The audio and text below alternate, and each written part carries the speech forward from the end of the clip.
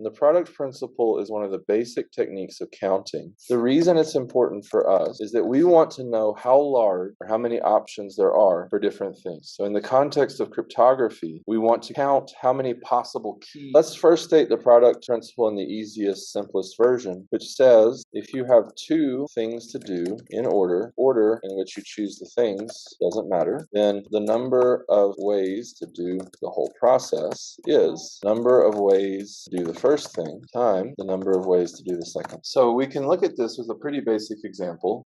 Jimmy has 4 pairs of shoes and 1 pair of socks. If we force the shoes to match and the socks, and he must wear socks, how many options does Jimmy have for dressing his feet? There are 2 things that we have to do.